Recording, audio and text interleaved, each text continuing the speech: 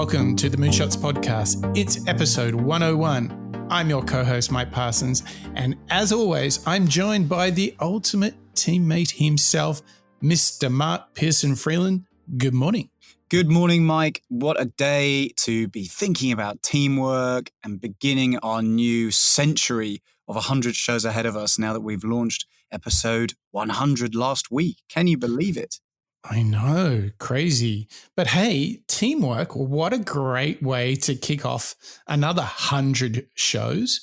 But I can assure you, our listeners, that we're not going to do 100 shows on teamwork, but we are going to start quite the series, aren't we, Mark? Yep, we are really, really excited by this particular series. We're going to do 4 shows all about teamwork. And we're going to get into some really, really interesting dissections, really, really interesting looks and lessons and tips on maximizing, I think, our ability to not only drive teams, but also be part of them, Mike. I'm quite excited by this series. Yeah, and what a cracking topic. Particularly, I think teamwork just got a little bit harder in 2020, don't you? Yeah, you're right. With the prevalence of remote working, whether you're in the same city, maybe in the same neighborhood, or if you're working across borders internationally with different time zones, I'd say that nowadays almost every person has, or maybe even teamwork of your family. I think every person's probably now figuring out different ways of collaborating and communicating with members of their family and or teams, aren't they? This year, 2020 particularly, has forced people into a slightly different way of working. And teamwork, I think, is one of those incredibly, sometimes difficult things to really crack down when you're not working side by side or across a table. Exactly. And I think what is really cool is I think we're heading into a show that is really going to break apart this, as you said, somewhat unspoken, this thing, teamwork, collaboration, working together, that is not spoken about nearly enough. And there's one guy who loves to speak about it, right? Yeah. First episode 101. Episode 1 of our teamwork series is Patrick Lencioni's 5 Dysfunctions of a Team. Ooh, and this is, this is a landmark book, Mark. This book and the thinking, and in particular, these 5 things that he nominates that are at the core of teamwork. I cannot tell you, I am always coming back to this piece of work. This is up there with Cynic in terms of reusable, constantly referred to. It's right there on the bookshelf. It's in high usage here at the Parsons headquarters. I mean, it's an interesting book because it's both functional, like you say, in terms of the pyramid, and we'll probably make some comparisons to Maslow's hierarchy of needs. I love the fact that you guys as a family unit continually refer back to it. But it's quite an interesting book, isn't it, Mike? Because it's actually a fable of a leadership team. It's potential issues that you might encounter as your team grows and struggles that they might have when they're working together. And it's just a perfect, demonstration of challenges that all of us face. And the way that it's told in this inverted commas fable allows us to sort of place ourselves into that story, that narrative, and therefore know that it would fit quite nicely into our own working styles. Yeah, so he really calls out some of those all too recognizable moments where we're like, oh yeah, I've seen that. But Mark, I think we've set it up. We're going to get into a teamwork series. We're going to start with the king of teamwork, Patrick Lencioni. And I just can't help saying that with a bit of an Italian thrill to the end. But let's feed this hungry audience. Let's open them up to Patrick Lencioni. Where shall we start, Mark? Well, our listeners have heard you and me talk about teamwork already. We can't get away from it, can we? We keep on gravitating. We want to talk about it. But before we talk about it anymore, Mike, you're right. Let's hear from Patrick Lencioni telling us what inspired him to write the book and what he thinks about teamwork. And all of this is based on the premise that life, more than ever, is a team sport. My name is Pat Lencioni, and I have been working with teams for the past 25 years in the corporate world and in other settings. I've also written 2 books about teamwork. The first one I wrote years ago, it's called The Five Dysfunctions of a Team. And then recently I wrote a sequel called The Ideal Team Player, which is the basis of today's talk and where I explore those 3 virtues. Now, when I say that life is a team sport, I realize that could sound kind of like a cheesy cliche, life is a team sport, but I really believe it's true. I mean, we take for granted the fact that in the workforce today, people can be on the same team as somebody that lives on the other side of the world, across continents and oceans and cultures and language. And that's largely because of technology. But when I started my career about 30 years ago, which isn't that long ago in the grand scheme of things, we couldn't even imagine doing this. But today, because of technology, people can work together in so many different ways. And as a result of that technology, people are developing in organizations solutions that are amazing and complex, that are solving problems in business and medicine and communication and every kind of field. And those complex solutions demand that people collaborate and work as teams to implement them. Even within a company, you have to work across divisional or departmental lines, or with people in other companies. Even competitors today are having to work together to implement these important solutions. This really is the era of teamwork in business. But even in our personal lives, teamwork has permeated everything. My wife and I have 4 sons at home, and we like to say that by the time that each of them was in middle school, they had played on more teams with more coaches in more sports and gone to more darn tournaments than we did in our entire lives combined. And that's to say nothing of all the other extracurricular activities that happen on teams. Even in the classroom, teamwork is everywhere. I mean, my kids come home, I don't know how many times they've come home with an assignment and said those 4 dreaded words. It's a group project. And I ask them that dreaded 4-word question, who's on your team? I'm not ashamed to say that more than once I've said to my sons, if you want to get a good grade, you might have to be prepared to do most of the work yourself. Teamwork is everywhere. And yet, we continue to train people in education and in the workforce for primarily individual and technical skills. And I think that needs to change. Yeah, I mean, there's so many points in that, Mark. The big one for me is everyone has such a high focus on technical skills. Yet, if you're going to practice those skills, you're going to need to work in a team. And isn't it amazing how little we are trained in teamwork, yet how much we are trained in designing, writing, illustrating, doing a P&L, forecasting, all of these things.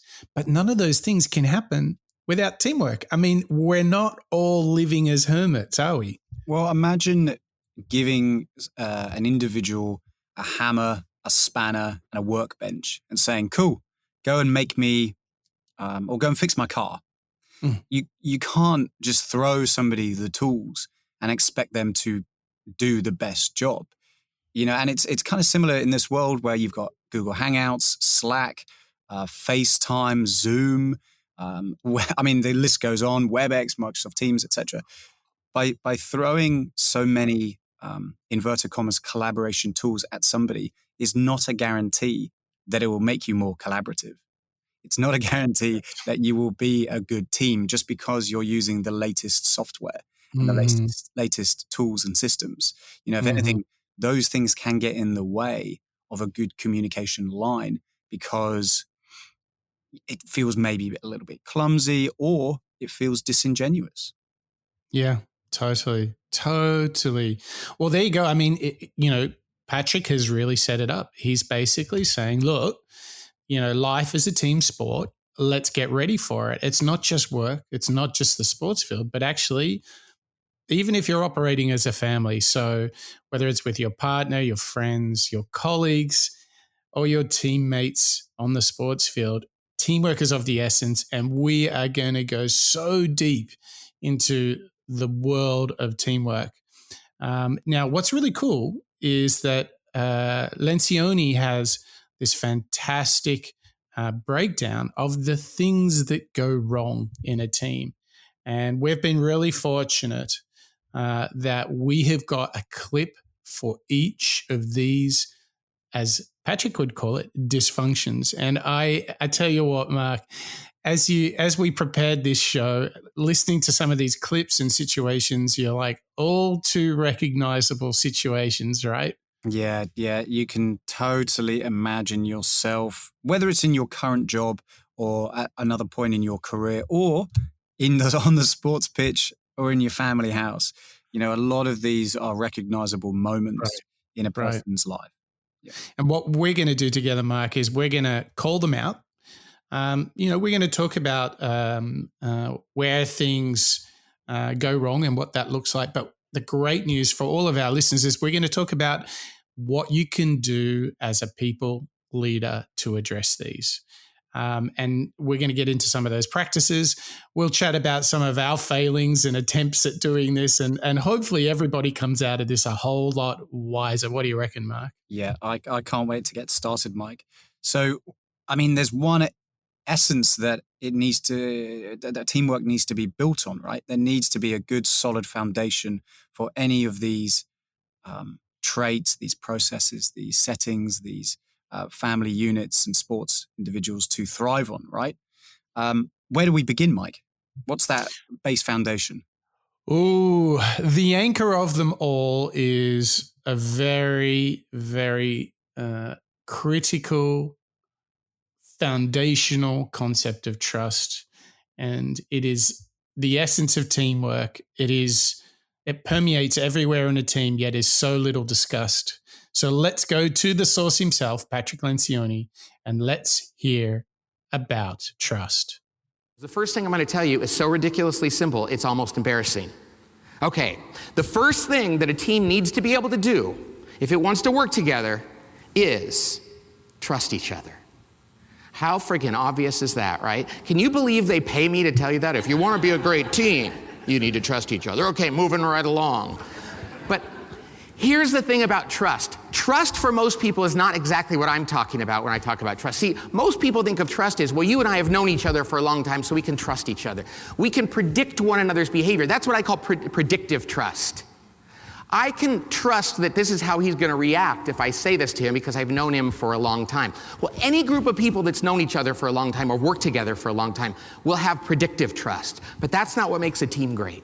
When I talk about the kind of trust that makes a team great, I'm talking about something called vulnerability-based trust. Vulnerability-based trust is when human beings on a team can and will genuinely say things to one another like, I don't know the answer, I need help, I really screwed this up, you're much smarter than I am, can you teach me how to be like you? Or I'm sorry, I was kind of a jerk to you yesterday, I apologize, I shouldn't have done that. When people can be that buck naked emotionally with one another, when you know they're not going to hold anything back, they're going to be completely raw and open with one another, it changes the dynamics on a team like nothing else. And if there's one thing you take away from this talk today, I want you to realize that if you can go back and help the people you work with and yourself become more vulnerable with each other, it makes your team a completely different one. And the best way to understand how powerful that is to think about times that you've worked on teams that didn't have vulnerability, when people couldn't be that open. Yeah, this is a good stark reminder that it's very, very easy to fall into longevity. It's very easy to fall into the kind of daily doldrum of, okay, well, I've got a job. Somebody's given me some feedback, whatever. Oh yeah, so-and-so wants to do a review. Okay, sure, whatever. This consistent behavior that maybe a lot of our listeners have maybe experienced, particularly this year, where, days and weeks have sort of melded into one because of, the strange, perhaps lack of variety that everybody's existed through this year. It kind of stems into this predictability of trust, as Patrick was just saying there. And although it feels like collaboration is really good because of longevity and the duration that a team has been together, it's not actually that secret key. For me, Mike, the fascinating phrase there was the buck naked. idea, being buck naked and totally transparent and honest with each Yeah. other is it's like Pat says, it seems so obvious, but actually it's really easy to not follow that behavior. It's true. And I think, largely speaking, I think we all just get very comfortable with, familiarity, tenure together and knowing each other's quirks. But I think where Patrick Lencioni is taking us, he's saying, guys, it is about your capacity to be vulnerable with each other. And that safety is essential, because if you can say, I'm struggling, or I messed it up, or I'm not sure what to do, and people will go, okay, I'll help. That stuff is so good for a team. And, I think we can all admit there are times when we fear being vulnerable. But I think it's crazy to think about, if everybody's a bit scared to be vulnerable, but everybody wants to do a better job.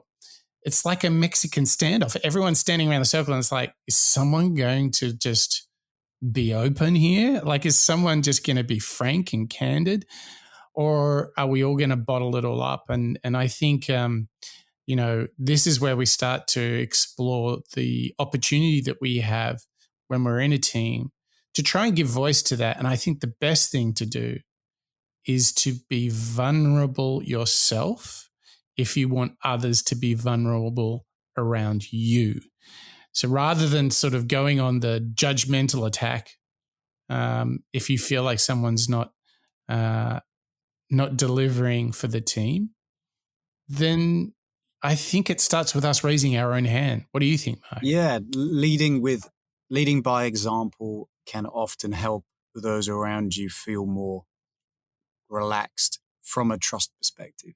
Right. If you've got your leader who feels like an untouchable individual and they then show a little bit of vulnerability, it humanizes them and makes the rest of the team remember, oh, but hang on, they're just doing a job. They're doing their best at leading me. If I'm being, maybe difficult, or if I'm, not pulling my weight, it affects all of us. It affects part of the team. And actually, when an individual, like a people leader, does step back and lead by example and perhaps show their vulnerability as well, yeah, I think it inspires conversation and it drives more trust within that team so that they can go and do the same behavior. So if you're in a team situation, Mark, and you want to share something, and maybe it could be, look, I'm struggling with this, or any form of vulnerability, how do you have any techniques that you use to share those thoughts that, really call on you to be vulnerable? Like, how do you get that vulnerability thing happening? Yeah, I mean, it can be pretty scary, I guess. I think trying to pause and think, okay, well, how do I really feel about this process, or maybe this deliverable, or maybe the way that we're working and collaborating together? How could we take a moment and a beat and actually think how we could maybe do it better? I think sometimes, it just stems from feedback, perhaps asking individuals for feedback and actually providing feedback yourself to somebody and saying, hey, okay, look, I'll be honest, last week you let me down on X, but that's okay because we can improve. Do you have any feedback for me? And trying to maintain a kind of exchange, perhaps, is quite a valuable way to keep it level. Okay. Yeah, I mean, it's not easy, is it? And I think that finding a way to be open and saying, hey, I was struggling with this. I find when I think about this and when I try my best to build this trust through vulnerability, I think it's really important to say that I'm disappointed in an outcome and I feel responsible for it. And I'm not happy with where we're at and I want it to be better. I find that some of those key concepts of saying, look, whether it was me or not, I take ownership. And this, we're going back to Jocko Willink here. Mm-hmm. I really do take ownership for and responsibility here. And in doing so, I'm going to call myself out and I'm going to say that it's not good enough. I'm going to hold myself to a higher standard. I think this is a really good way of expressing some vulnerabilities, because in doing so, you're also saying, but it's not good enough and I'm going to hold myself to a higher level. I think that's a really good step in being more open, being more vulnerable with your colleagues, because I think that gives, particularly for people that are perhaps maybe struggling a little bit with this vulnerability, it gives them a sort of a safety element by introducing, saying that I'm going to call myself out and I'm going to say, I don't think it's good enough and I'm going to work harder and I'm going to work better to get the right result. Here's where I think I let us down.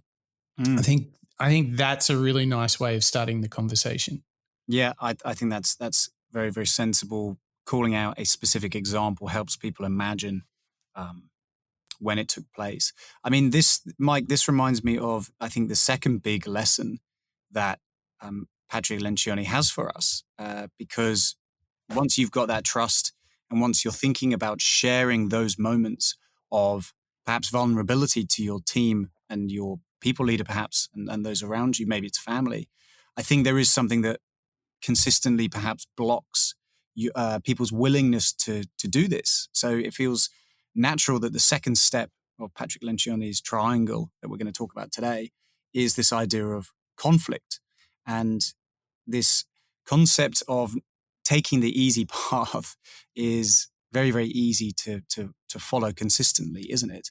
And this next clip that we're going to hear from Patrick Lencioni is telling us why actually conflict and maybe the difficult part or those uncomfortable conversations should be welcomed because they're so purposeful.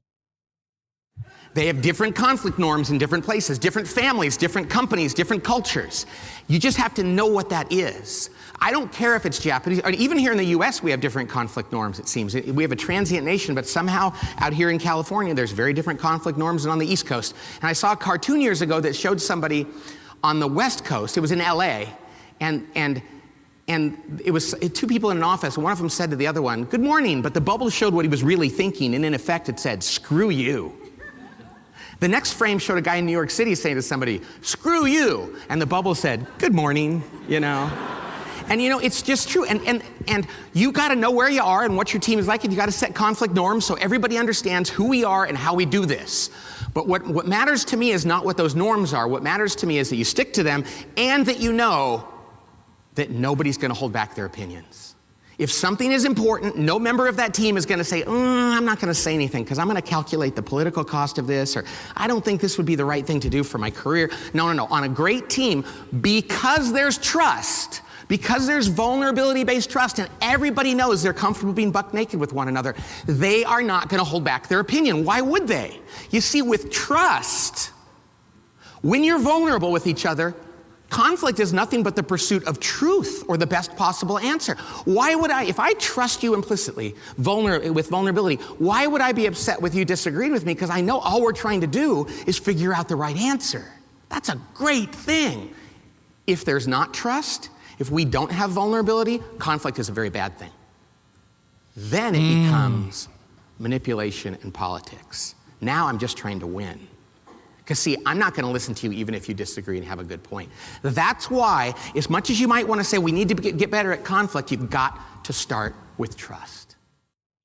You got to start with trust. How good is that, Mark? I mean, and isn't this like, it's almost, it's like a disruptive thing when you think about it, that conflict is just the pursuit of truth. We often take it so damn personally that we all get caught up in the emotions and the implications of the feelings of the conflict of the argument. But actually, if teams really trust each other in the right way, that conflict is just, voraciously fighting for what's right, for what is the truth, what is the best thing that we should do, what is the best solution.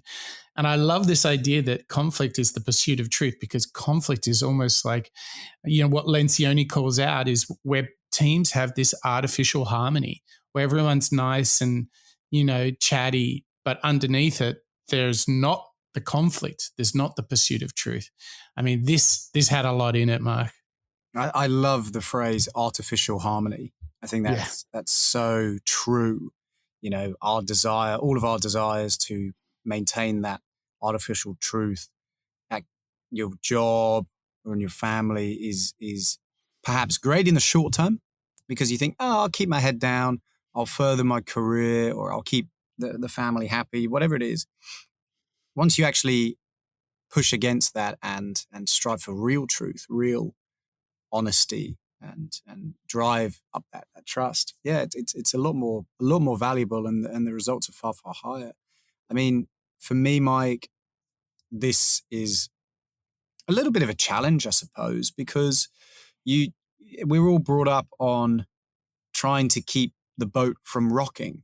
You almost want to do your best work. You want to take the hand slaps if you're in trouble, or you want to respect the hierarchy of organizations and so on.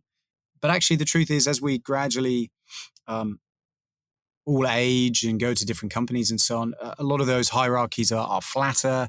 And ultimately, exactly as Pat Lencioni is calling out here, the best businesses are those that encourage honest and fair feedback and commentary between individuals. And I think this is a great reminder for all of us that you might get more back than you might get more back from having those conversations than you think. It might be more worth your time to go and do them. And actually, just by taking that little bit of a risk, maybe the first time that you do it feels a little bit risky. You're not sure how the other person's going to take it. But gradually, as Pat calls out, you start to create those conflict norms, you uphold them, you respect them, and you encourage them. Whew. I think it's a really interesting challenge that he's setting to us. Yeah, it makes you a bit uncomfortable when you think about it. But I want to pitch you a suggestion for having these tough conversations. Are you ready? Hit me. All right. Okay. So I think, when we talk about, this, fear of conflict, I think a way to make it more digestible and a way to start these sorts of tough conversations is to have a really deliberate focus on facts and the data. So the mistake I think a lot of us make is people say, well, I think this really sucks, or we're doing terribly at this. Like, whoa, steady. Let's go, hey, over the last 2 consecutive years, we've had a 13% decline in whatever. Okay, so just by being more factual and just shining a light on the data itself and not rushing to conclusions and having a very deliberate critical thinking path, which is what's the data? What are the insights we can draw from that? And then we can get into recommendations about what to do.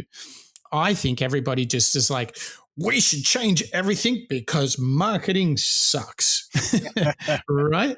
Yeah. I mean, I'm making it a bit dramatic, but kind of that's how people often express themselves. If you want to have the right sort of conversation, you want to have tough conversations, stay with the facts and don't jump to those conclusions, but go together through the facts, draw the insights, and then ask yourself, okay, what should we do now? Yeah. I look at the facts. It's such, again, we've spoken about this a lot on the podcast because of our desire to create products that have true meaning to our end users and the customers and ultimately to the brand. But you're right, in that kind of classic ad worldy scenario, right? We're not selling any products. It's got to be marketing. Bin them. Let's start again. Yeah. But I think it's also when you come with these really unfounded opinions or just very very light considerations. I think that's often where people feel that there is accusation and it's not a safe environment. Yeah. I think really starting with facts is a fast track to having these tougher conversations. And you can argue the facts and then you can get to what are the facts. You can argue insights, but what we're going to see coming up is that this precursor, this foundation of trust and having these tough conversations opens us up to a world of possibilities within teams, within our families, with our colleagues, friends. But before we go there, Mark, I feel that there's a place where there's no conflict, where there's a whole lot of trust, and where we are so much a team with our listeners that we want our listeners, Mark, to tell us who we should focus on, what innovators should we be studying together, and where should they go to tell us, Mark? There is a safe place on the internet called moonshots.io. There, our listeners will find 100 pure episodes of moonshot thinking and deep dive into many, many different authors, entrepreneurs, and a number of our series, Mike, such as the Habits series, the Women in Innovation series, and our Media Global series. And also based over there, as you say, is a little spot that we like to call our feedback section. And there our listeners can go along, leave us their thoughts, leave us their inputs, as well as their recommendations on who we should focus on in the next 100 episodes. We've got a lot of great recommendations already cooking in the background. And we've got a number of potential author series, as well as even new types of series that we can come on to in the future. And we'd love for you, our listeners, just to get in touch with us and let us know, if you're listening every day, every week, who should we dig into for you? Exactly. And we love to hear from you because we hear from people all around the world. We hear from folks in the US, in Europe, in Asia. Mark, we even hear from people just across the Tasman Ocean. And I think we got to call out our New Zealand brothers and sisters. Do you want to share some of the feedback that we got from across the pond? We had a wonderful review over the last few days from Pongarura Proud, hailing from one of our neighbouring nations, New Zealand, who left us a very, very kind and very sweet review. We're both really, really humbled and pleased, Pongarura Proud, that you're starting to see the amount of instances that all of us can learn from entrepreneurs and innovators, and particularly in this potential strange climate, there are opportunities that we can all grow from and become, perhaps more patient or perhaps better teamwork players. And it's amazing to hear from you, Pongarura Proud. So thank you so much for reaching out to us, and we're glad that it's providing you a little bit of value in your commute. Yes, and a lot of clarity coming to us from the fair shores of New Zealand. And there's also a lot of clarity coming to us from Patrick Lencioni. So here we are. We have done the first 2 parts of the 5 Dysfunctions of a Team, authored by Patrick Lencioni. And we're about to get into the 3rd one. And this is something that I feel like is my life's pursuit in my work. It's always looking for this one word that Patrick Lencioni is going to tell us about. And this word is clarity. So every time we avoid intellectual or ideological disagreement, just know we're drastically increasing the likelihood of really painful and hurtful conflict later. We're just kicking the can down the street, and it gets bigger, okay? Conflict is a good thing. Now, conflict is a good thing because it enables us to have commitment. You see, without conflict, we don't actually get buy-in. What do we get? Okay, we have a difficult decision to make. I don't want us to argue. I'm just going to make the decision as the leader. Trust me, it's the right thing to do. And people go, okay. They nod their heads. Do they really buy into that decision? No. They go back to their teams, and people say, what do you think of the decision? And they go, I don't know. And they say, And then they go alligator arm the decision. Like, oh, let me help with that. Oh, okay, yeah, no. They don't really get out there and say, I'm part of this. If you want to get active commitment to an issue, you have to get people to actively engage in the discussion beforehand. That doesn't mean they're going to vote on it and agree. This is not an argument for consensus. I actually do not like consensus. I like really honest discussion. And unless there's a natural consensus, and if there is, that's beautiful, thank you God. But if there's not a natural consensus and everybody's weighed in and you don't know what to do, that's why leaders get paid the medium-sized bucks, because they have to break the tie. And do you know that when people weigh in on a decision, even if the decision doesn't turn out the way they wanted it to, they will buy into that decision? But if people don't weigh in on a decision, they can't buy in. If I don't know that I've been heard, I can't possibly go, I'll help no matter what. See, that's why we need conflict. Because conflict, the weighing in, leads to commitment, the buying in. Yes, that's right. If you've got no vested interest, then you're not going to really, really commit to that potential challenge that one of your teammates or family members is facing. This idea of the alligator arms, potentially stingy, according to the Urban Dictionary, as we looked up earlier, it's somebody who kind of pretends to want to help, and that's really, I think we've all kind of experienced colleagues or maybe team members who've probably done that before. And he's right. What Patrick Lencioni is calling out here is without having that clarity and that understanding of, okay, well, this is, what I need, and this is why it matters. The commitment from those around us is never going to be particularly helpful. It's not going to be particularly valuable, and it kind of wastes both sides' time, doesn't it, Mike? It does. And I love this idea that if you want people to buy into your idea, they have to be able to discuss it. I'll take it further, to challenge it. Now, often we love to present our stuff and make it perfect and immaculate, and everyone's like, wow. But actually what he's saying is, like, if people don't get to challenge, discuss, and argue and really be heard, they ain't buying nothing. And it's quite interesting because I think we all have a little bit the habit of wanting to say, voila, isn't it great? And any questions? Nope. Okay, moving along. No. Lots of questions, lots of argument, lots of back and forth, right? Yeah, I mean, that's how an idea becomes better, doesn't it? By feedback, by somebody poking at it a little bit. This is why we go and talk to customers and end users for prototyping ideas, right, Mike? We want to find out that our idea might stink in a certain way. And it's better to find it out now. It's better to find out that your product might have a weakness before you go through the lengthy process of building it, of promoting it, of paying for it. And instead, once you've broken it down, maybe it's you and me in front of a whiteboard. Maybe it's our listeners in the car talking about an idea with their family, whatever it might be. Once you've broken it down and communicated it to your team, whoever they might be, and they've provided you that honest feedback. Remember, it's born on trust. It's born on this embracing of conflict and making it normal.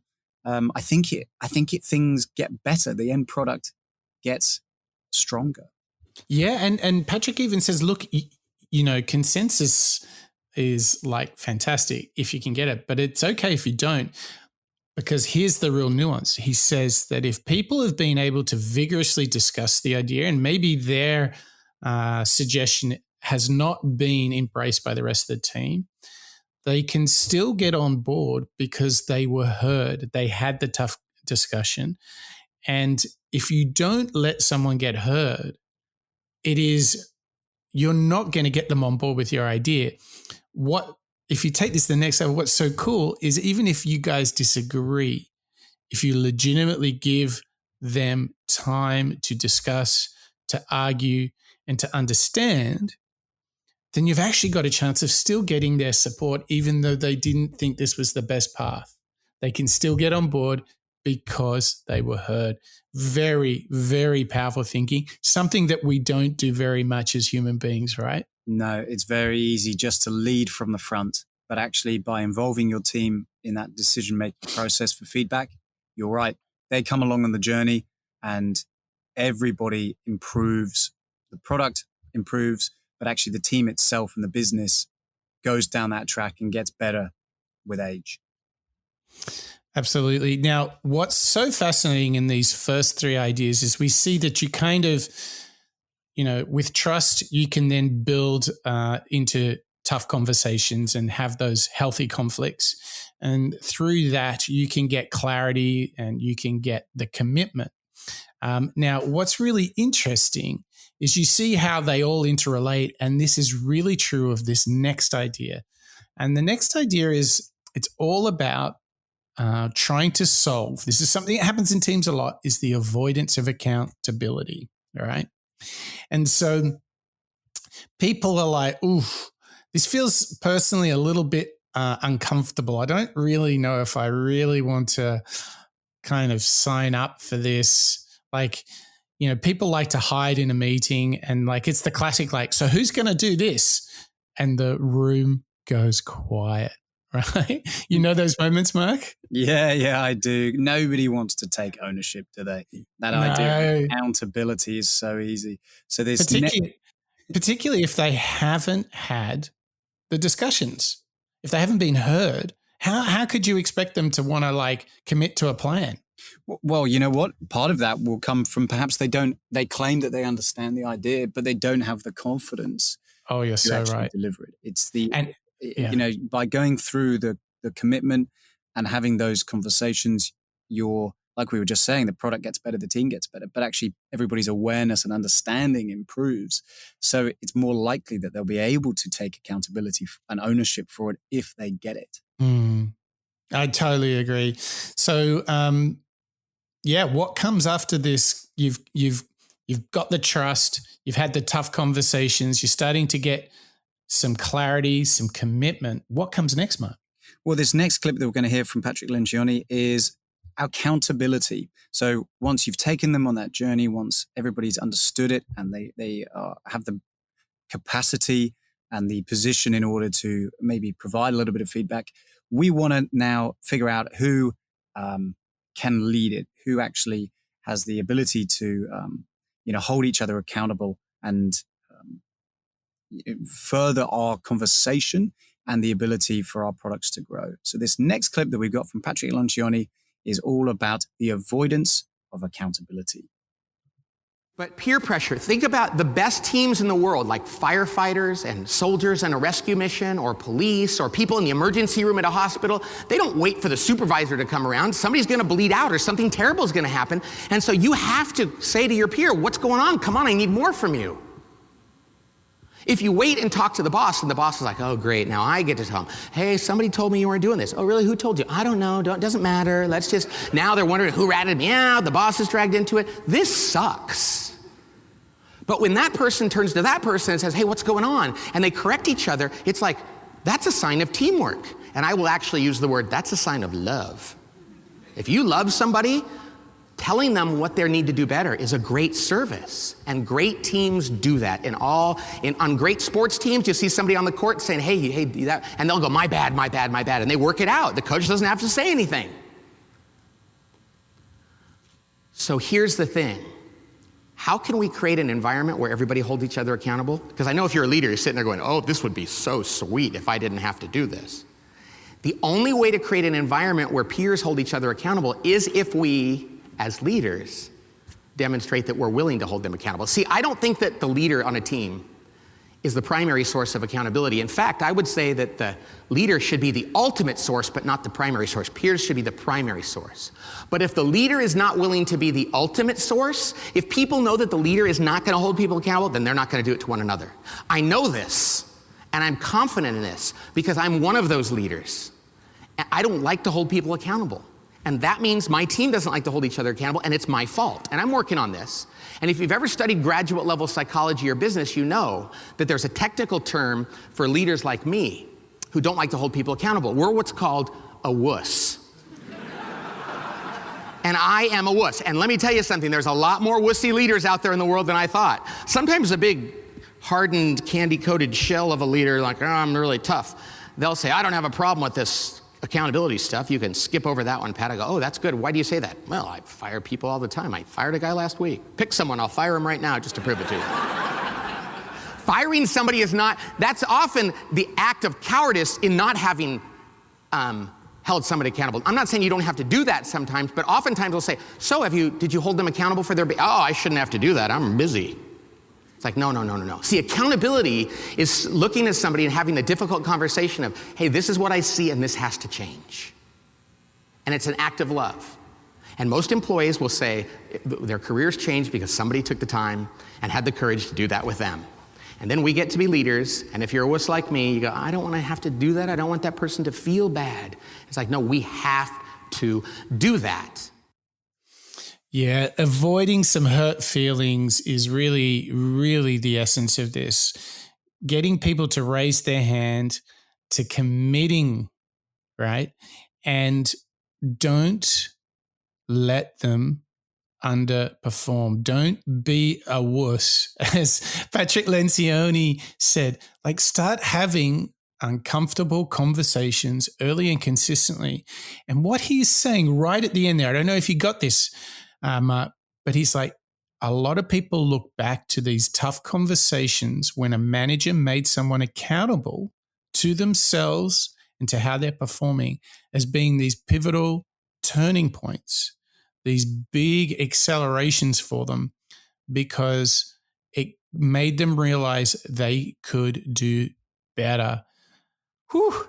The avoidance of accountability and how to get people signing up for a clear action plan. It is not nearly as easy as it sounds, is it, Mark? It's not easy. Again, the great steps that Patrick Lencioni is taking us on here are, they're a little bit conflicting. They're a little bit of a, they feel like they're a conflict for us to go and follow. Nobody likes receiving hard feedback or being accountable for something that went wrong. But you're right. When you do, and when you look back at it later, whether it's 6 hours or 6 months or maybe 6 years, you're going to look back and think, that was a moment that defined me. The way that I responded to that helped me greatly. I totally agree. And I think that the fascinating thing about how we work as teams is the way in which so much of this swirls around in our head, but is not discussed. And I think Lencioni is really giving us these 5 dysfunctions. They're just so clear, absence of trust, fear of conflict, lack of commitment. We just talked about the avoidance of accountability. When we talk about those things in the right way, as Patrick would want us to do, I think we can start to look at our goals, our objectives, and our results. And I really do think we can do great things, but there's still this one last step in this 5 dysfunctions of a team. So, Mark, what is this last and final step of great teamwork? Well, similar to what you were just saying, it all ladders up into a final product or moment or outcome or maybe result. So this final clip that we're going to hear from Patrick Lencioni's 5 stages of the triangle is all around staying focused on the project performance. You see, behaviors always precede results. And for those of you that like quantifiable things because you're engineers, this is one of those moments where you go deep down inside. I go to meetings with this person all the time. They talk all the time during the meetings. They never listen. Somebody has to tell them that. Who can I pay to tell them that? Right? Or every time I'm with this person, they haven't prepared. They find a way to get it done, but it's always a crap show at the end of it, and there's a lot of stress. That's not the right behavior. We have to have the courage as leaders to love them enough to say your behavior needs to change, because the behaviors will ultimately lead to results. And I swear there's leaders out there that would prefer to wait for the results to tank so they can have an objective conversation rather than have a more difficult conversation up front about their behaviors. But great teams hold each other accountable for their behaviors, and they do it because the leader's willing to do it too. Okay. Now the last thing, and I'm not going to go into a lot of detail on this because we have something else to cover, is all of this ends up in results. See, teamwork isn't like, hey, do you like your team? Oh, we're a great team. Do you guys ever succeed or hit your goals? Oh, never, but we're a great team. No, you're a crappy team that likes to hang out together, right? It all comes down to results, but here's the thing. It's the result of the collective. See, everybody goes, well, everybody's results-oriented. No, some people are results-oriented for their department, for their status, for their budget, for their part of the business. But we have to hold people accountable, not for what just they're doing, but for what it does for the whole team. See, team number one has to be the team, not the team I manage. So if you're the head of marketing at this company, and I say to you, what's your number one team? And I pump you with a little truth serum or bourbon, and you go, let me tell you, Pat, I care about the executive team, I do. But let me tell you that I actually manage the marketing department. I hired all those people. I sit near them. I love marketing. They would be my number one team. The executive team that I'm on would be a close second. No. The number one team all of us have to be on is the team we're on. Only Jennifer here at PagerDuty has the benefit of saying, I don't have to choose, right? Everybody else has to say, I have to be a good team member, even over being a good team leader. And that's okay, because the good news is the people on your team in marketing or whatever department you're in, they want nothing more than you guys to make this number one team so they don't have to fight bloody, unwinnable battles with other departments. Okay? So what is this all about? We have to trust each other. We got to be vulnerable, buck naked. We do that so we can have great arguments without fear. We do that so we can make decisions that people actually are willing to buy into because they've been heard. That gives them the courage to hold each other accountable for behaviors and results without fear, and that leads to the collective good of the team rather than us as individuals. Oh boy, did he have some espresso then, Mark? Was he like wrapping up, here's my book in 22 seconds? Yeah, that was a good summation, wasn't it? I mean, yeah, the result of the Moonshots show, Patrick kind of summed up his triangle right then and there, right? He did a very, very good job. And I think if you want to reverse this whole cycle and reverse engineer it, if you will, if you feel like you're working in a team with good, talented individuals, but they're not quite getting the results you think they're capable of, then you can actually go through what he just said in that clip and sort of find where it is. So if they're not getting the results, then they're probably looking maybe a bit more at their individual goals rather than the team goals. And I think this is really interesting, like people really signing up for the team, the project goals or the company goals, the business goals. Like you've got to sign up for the collective goal. And I think that's really powerful. And if you go beneath that, you'll see that there's accountability, commitment, conflict, and trust are all these ingredients that are almost like little levers that we have that we can fine tune, that we can optimize in order to get the results. And that's the power of what Lencioni has shared with us today, is that you can really break it down. Well, no matter what kind of business you're in, results, accountability, commitment, conflict, trust, break it down into those 5, and somewhere in there, you'll find an opportunity to do things better. Oh, what a fantastic little breakdown from Patrick on teamwork. I'm reminding myself of, when we kicked off the episode today, it's not always just about your career. The team are those around you, whether it's on the sports pitch or in the family unit. I feel like all 5 of these steps and these lessons can be applied anywhere in our lives. I think it's really true. And look, if you want to be selfish about it, if you want your career to go great, then actually focus on the team goals, not your own goals. So in order to reach your own goal, best focus on the team's goal, because, hey, company be successful, team, the project, whatever. It's really that straight, it's that interrelated. But Mark, just think, we've been going deep into all of this. And what's really interesting is how often do businesses really discuss, train, enhance the way they work as a team. How often you think about it like this, how often in your career have you talked about trust, conflict, commitment, accountability, results, and how to do them better? Like, it doesn't happen very much, does it? You get caught up in business as usual. You Yeah. get caught up in getting back on Slack, responding to emails, thinking Right. about the most immediate deliverable.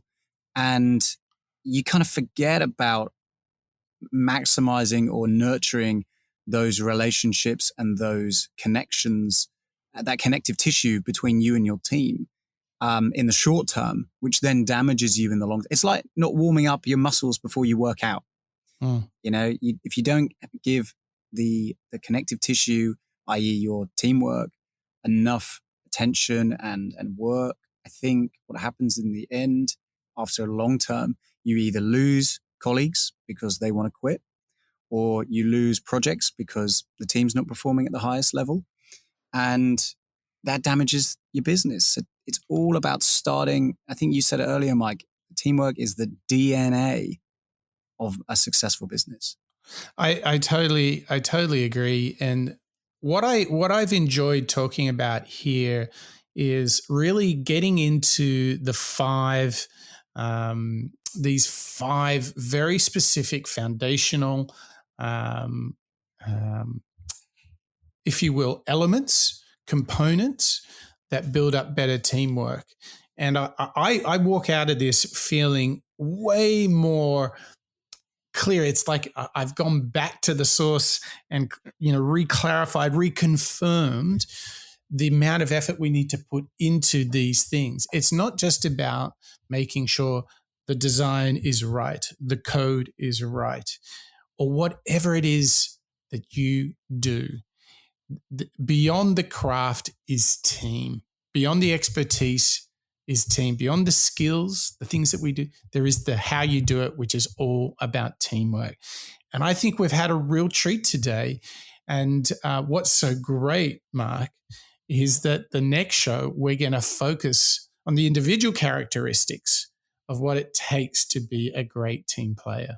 We're going to be digging into Patrick Lencioni's additional book, The Ideal Team Player. Another one that I can't wait to get into, Mike. And he's got a great formula around humility, be hungry, be smart, and really optimizing the combination of all of those three. I mean, it's just going to be another feast of teamwork, of understanding not only what we do, but how we do it. Whew. So, Mark, what's your big takeout from this first of two books that we're going to study from Patrick Lencioni? I think it's the challenge from Patrick to celebrate those difficult conversations and create conflict norms that encourage people to have those conversations. If you're festering on a point of view that you maybe don't have the confidence to share, or you're resenting someone or something, it's pretty poisonous, right? You've got to get that out of the system. And by having the structure and the foundation around you in a team to go and do that, that's something I want to try and create. That's how I work in. It's interesting what you've said is like, you're almost saying like, get out of your own head and just talk, right? Yeah. It all starts with having the right abilities and skills in order to communicate efficiently. We've brought it up a couple of times in this episode. Without being maybe taught or without thinking about how we communicate and work together as a team, it's never going to be that efficient because you're going to have to go through all of the mistakes. Instead, if you focus on creating a structure that is really, really celebrated from day one, that people trust in and that they feel comfortable with working together and collaborating, I think you're onto a guaranteed path of success. I agree. And what a great way to start this series, this teamwork series here on the Moonshots podcast on episode 101, no less. So, Mark, thank you to you. Are you ready to go and have some conflict with your colleagues? I am. I'm going to go and think about what I could give feedback on now. There you go. That sounds like a good start. Well, thanks again, Mark. And thank you to you, all of our listeners, for sharing with us this journey in learning out loud here on the Moonshots podcast. And today has been a rip-roaring adventure through the world of teamwork. We've got plenty more episodes to come on this topic, but today we really studied Patrick Lencioni and the 5 dysfunctions of a team.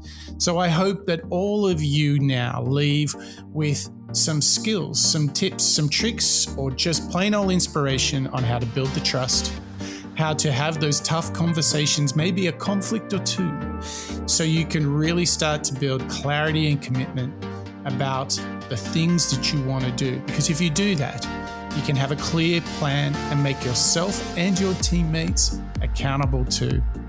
And I can tell you what, if you've done those first 4 things, Patrick Lencioni will tell you there's a very good chance that you're going to get the results that you're looking for.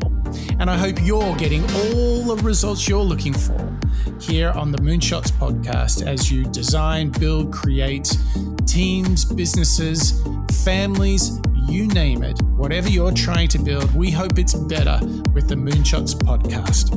That's a wrap.